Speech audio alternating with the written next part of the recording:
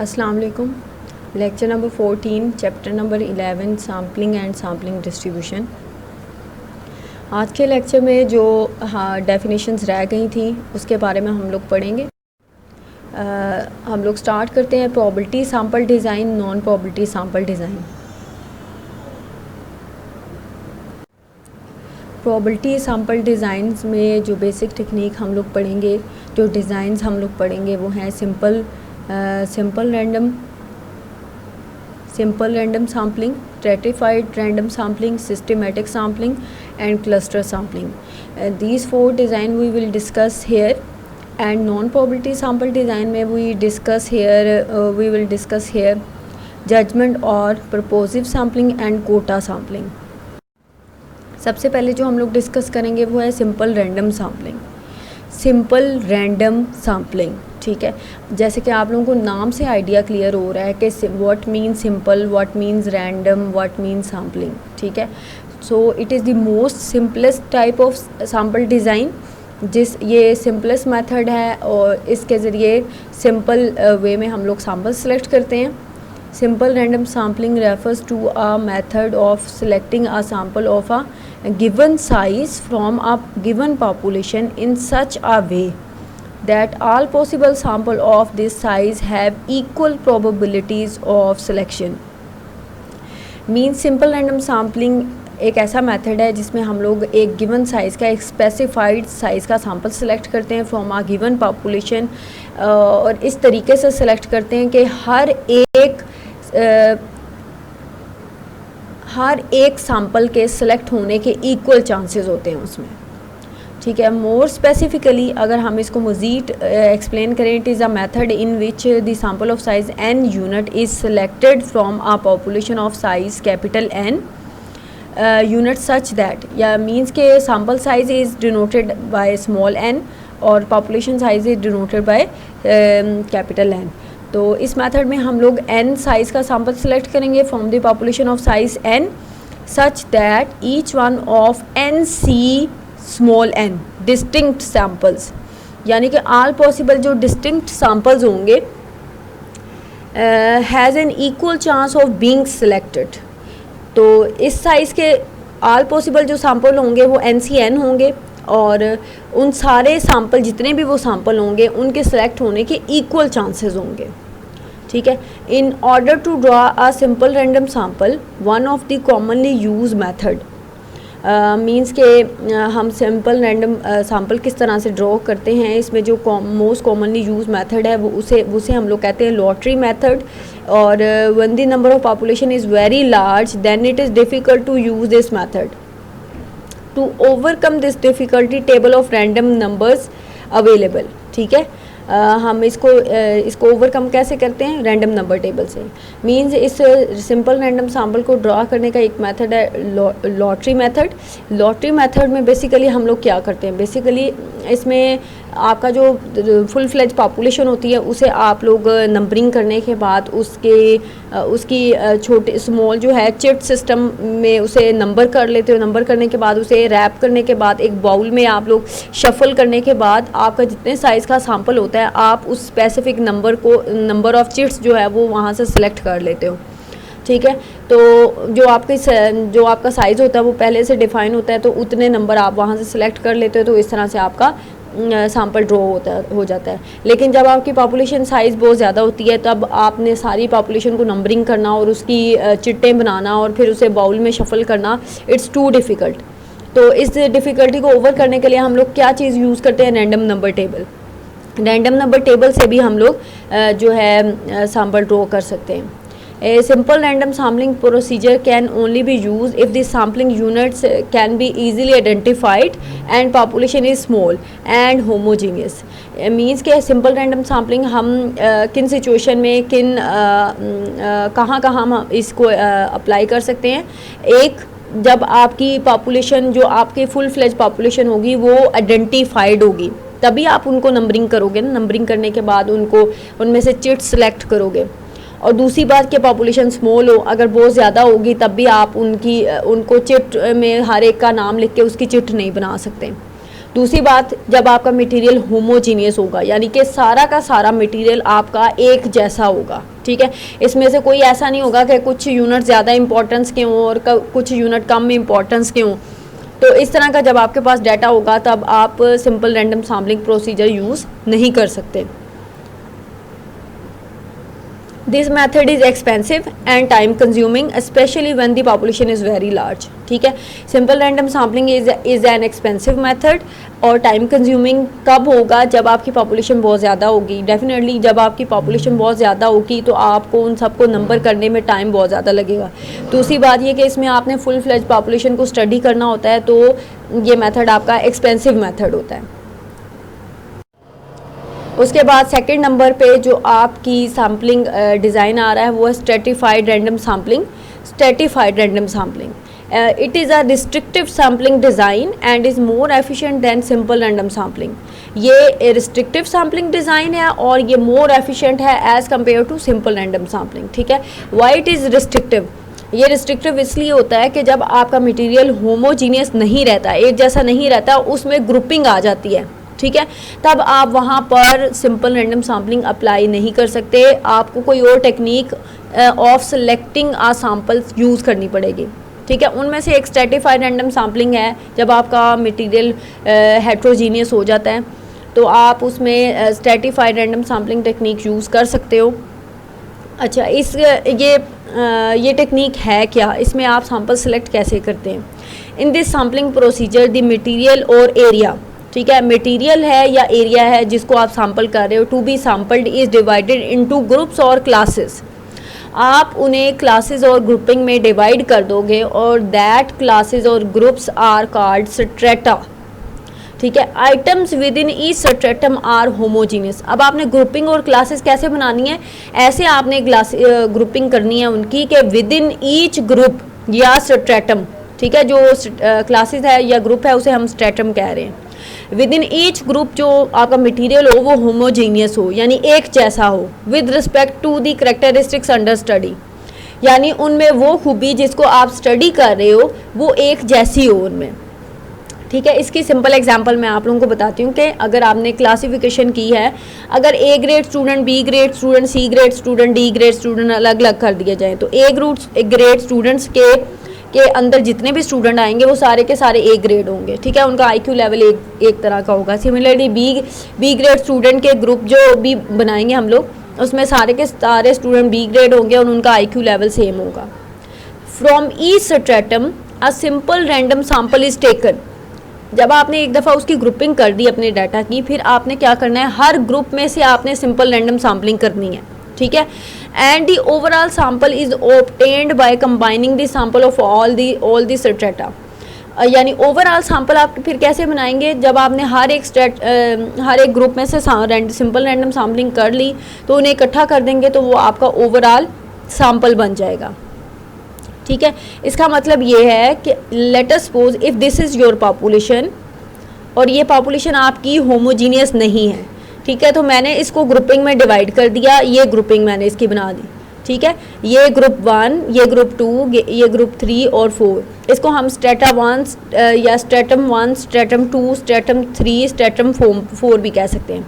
अब आपने इस पोर्शन में से सिंपल रैंडम सैम्पलिंग की, N1 सेलेक्ट किया, इसमें से आपने सिंपल रैंडम सैम्पलिंग की, N2 सेलेक्ट किया, इसमें से आपने सिंपल रैंडम सैम्पलिंग की, N3 सेलेक्ट किया, और इसमें से भी सिंपल रैंडम सैम्पलिंग की तो N4 सेलेक्ट किया। आपका ओवरऑल सैम्पल कैसे बनेगा, आप इन सारे सब सैम्पल्स को जब ऐड कर दोगे तो ऐड करने के बाद आपका फुल फ्लेज सैम्पल बन जाएगा। अब क्वेश्चन यहाँ पे ये अराइज होता है कि अगर लेट अस सपोज आपका N है 8, ठीक है, अब आपको कैसे पता चलेगा कि आपने इसमें से कितना सेलेक्ट करना है, 8 में से इसमें से कितना सेलेक्ट करना है और इसमें से कितना सेलेक्ट करना है, ठीक है। अच्छा, इसमें आपकी सिलेक्शन या पोर्शन बनाने के लिए हम लोग ये दो मेथड हैं, एक होता है प्रोपोर्शनल एलोकेशन और एक होता है ऑप्टिमम एलोकेशन, ठीक है। एक तो मेथड ये होता है, इक्वल एलोकेशन भी एक मेथड होता है। इक्वल एलोकेशन से क्या मुराद होता है, लाइक अगर आपका 8 है तो आप 2, 2, 2 और 2 सब में से इक्वल एलोकेशन कर दें, ठीक है, आपने इक्वली इसको, आपके अगर 4 स्ट्रेटम बने हैं तो आपने इसे 4 पे डिवाइड कर दिया, जो आंसर आएगा हर एक में से उतने आपने सैंपल सेलेक्ट कर लेने हैं। ठीक है, अब मसला ये होता है प्रोपोर्शनल एलोकेशन क्या होता है। प्रोपोर्शनल एलोकेशन का मतलब ये होता है कि अगर आपने ग्रुपिंग की, ग्रुपिंग एक ग्रुप बना है इतना, ठीक है, और एक ग्रुप बना है इतना, ठीक है, और ये आपके 3 ग्रुप्स हैं। अगर आप इसके तीनों के साइजेस देखें तो तीनों के साइजेस डिफरेंट हैं। अगर आप इसमें इक्वल एलोकेशन करते हो तो ये रॉन्ग होगी। ठीक है, रॉन्ग क्यों होगी, आपकी यहाँ पे वैल्यूज़ ही 2 हैं और दोनों ही आपने सैम्पल एज आ सेलेक्ट कर लिए, और इसमें वैल्यूज़ आपकी ज़्यादा हैं और इसमें से भी आपने 2 सेलेक्ट किए हैं, इसमें से वैल्यूज़ कम हैं लेकिन फिर भी आपने 2 ही वैल्यूज़ इसमें सेलेक्ट की हैं। तो इस केस में आप इक्वल एलोकेशन नहीं कर सकते, we have to move toward proportional allocation. Means के जैसे आपका स्ट्रेटम का साइज़ है उसके अकॉर्डिंगली आप सैम्पल सेलेक्ट करो। मीन्स लाइक आप यहाँ से 2 सेलेक्ट कर रहे हो, यहाँ से आप 4 सेलेक्ट कर रहे हो, या आप यहाँ से 1 कर लो और यहाँ से आप 3 कर लो। ये आपने की है प्रोपोर्शनल एलोकेशन, यानी आपने अकॉर्डिंग टू साइज़ आपने सैम्पल सेलेक्ट किया है और इसको कंबाइन करेंगे तो आपका 8 बन जाएगा सैम्पल साइज़। उसके बाद एक आती है ऑप्टिमम एलोकेशन। इन सम केसेस आपको डाटा में जो वेरिएबिलिटी होती है उसे भी कंसीडर करना पड़ता है। मीन्स कि आपके स्ट्रेटम में वेरिएबिलिटी कितनी आ रही है, ठीक है, उस वेरिएबिलिटी को भी लेके चलना पड़ता है। साथ में आपको बजट को भी देखना पड़ता है कि आपका बजट जो आपको मिला है उसके अकॉर्डिंगली आपने उस पर स्पेंडिंग करने के बाद आपने सैम्पल सेलेक्ट करना है। जब आप सैम्पल सेलेक्ट करते हुए विद इन स्ट्रेटम कॉस्ट और वेरिएबिलिटी को कंसीडर करते हो और उसके बाद जो सिलेक्शन करते हो उसे हम लोग कहते हैं ऑप्टिमम एलोकेशन। ठीक है, अब इन दोनों का जस्ट आप ओवरव्यू ले लें। इसके फार्मूलाज आपको स्पेसिफाई नहीं किए जा रहे कि कैसे आप लोगों ने सिलेक्शन करनी है, जस्ट आपको बताया जा रहा है कि what is proportional allocation and what is optimum allocation.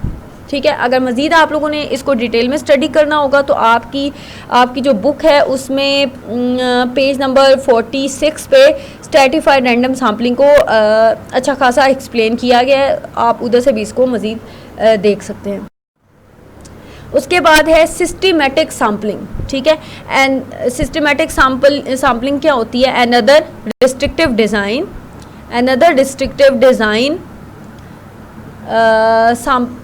is a systematic sampling in which the samples are equally spaced throughout the area or population to be sampled।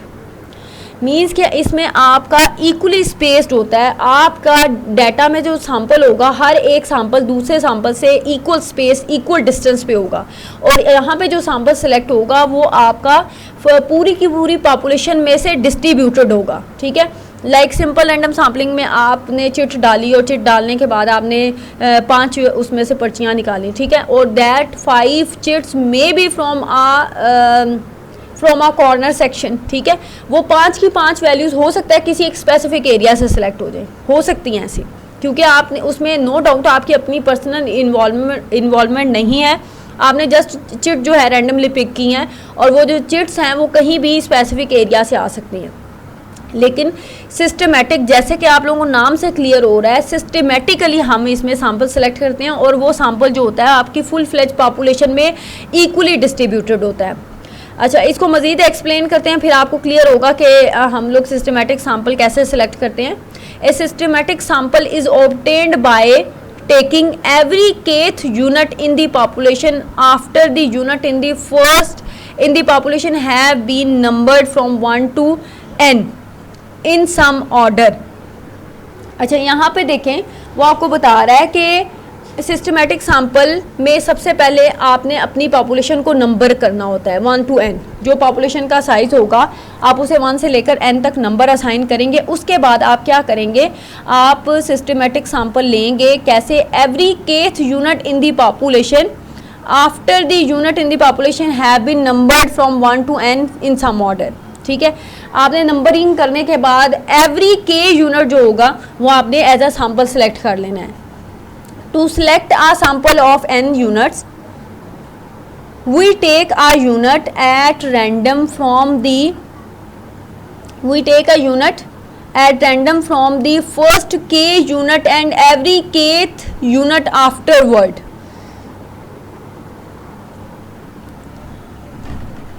अच्छा जी, यहाँ पे देखें, यहाँ पे देखें आप लोग, वो कह रहा है कि अगर आपने n यूनिट सैंपल सेलेक्ट करने हैं, ठीक है, तो we take a unit at random from the first k unit.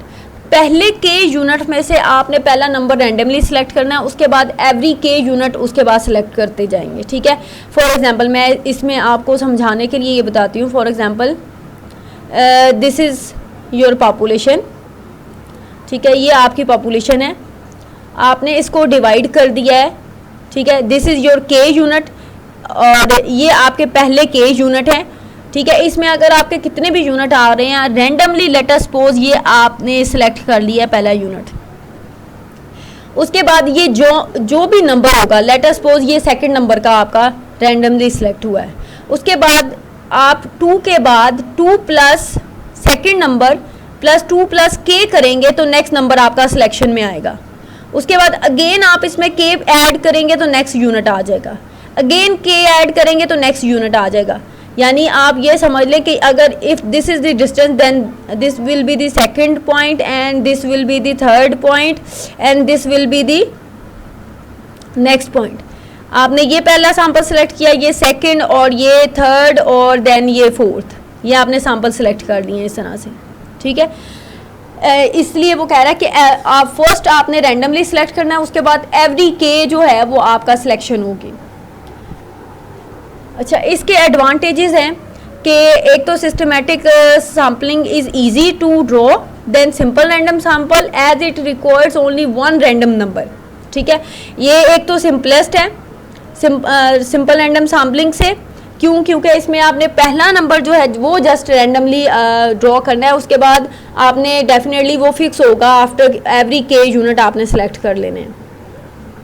Systematic sampling is preferred when the population already arranged. Systematic sampling हम लोग प्रेफर करते हैं जब आपका डाटा ऑलरेडी अरेंज्ड हो, तो हम कहते हैं क्योंकि अरेंजमेंट अवेलेबल है तो हम इस पर सिस्टमेटिक सैम्पल डिज़ाइन ही अप्लाई कर लेते हैं। This method is commonly use in quality control.